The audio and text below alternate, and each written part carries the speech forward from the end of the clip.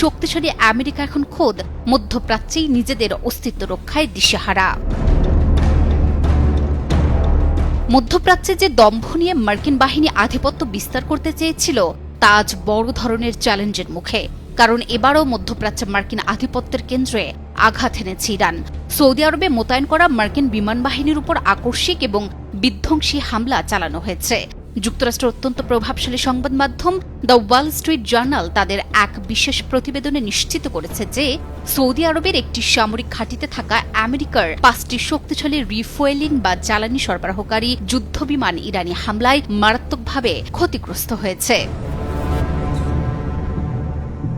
এই হামলা মার্কিন বিমান বাহিনীর মেরুদণ্ড ভেঙে দিয়েছে বলে মনে করছেন সামরিক বিশ্লেষকরা। কারণ এই বিমানগুলোই মধ্যপ্রাচ্যের আকাশে মার্কিন যুদ্ধ বিমানগুলোর প্রধান শক্তি হিসেবে কাজ করত।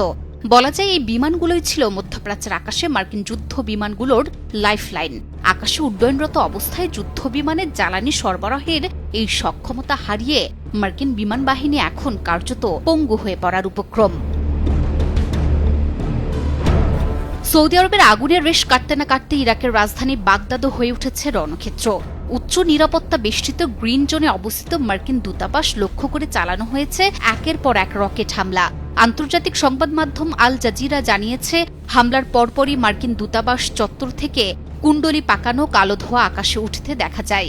মুহুর্মুহু সাইরেনের শব্দে প্রকম্পিত হয়ে ওঠে পুরো এলাকা। সুরক্ষিত এই দুর্গের ভেতরে থাকা মার্কিন কর্মকর্তাদের মধ্যে ছড়িয়ে পড়ে চরম আতঙ্ক।